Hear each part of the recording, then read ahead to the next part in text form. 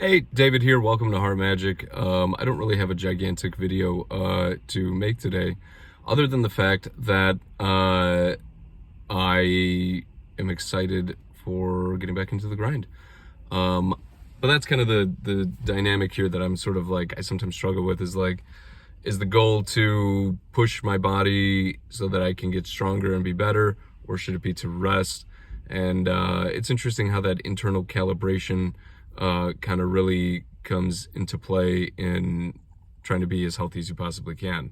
I think that that's where marketing and addictive foods really throw people off in life, is that when you are given things in an overabundance or in a way that you don't have any personal responsibility in cultivating, like most people have never grown anything, any kind of food in their life, and yet they eat every single day. So people are very dependent upon other people. And how does this mess with our internal calibration?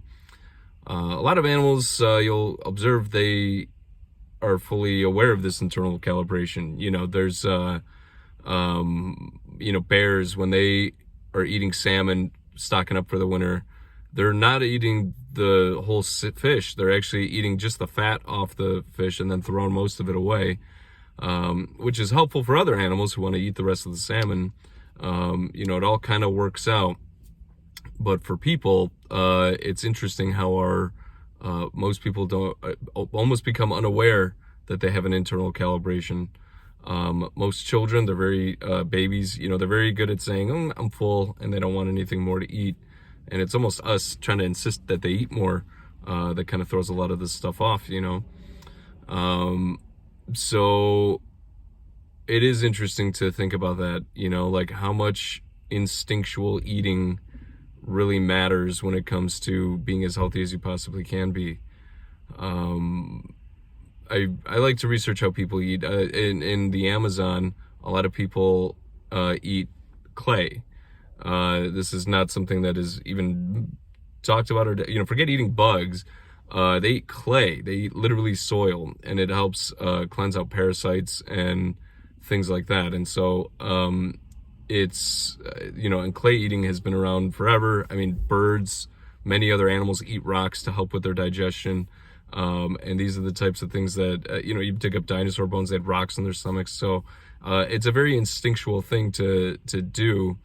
I'm not saying go out and eat clay, or that I'm eating clay, but it's just interesting how much unknowns there are, how far removed we are from a natural eating cycle in relation to the sun and the wind and nighttime and seasonal fruits and vegetables. So if you feel like this instinctualness is thrown off, one thing that has helped me has been intermittent fasting.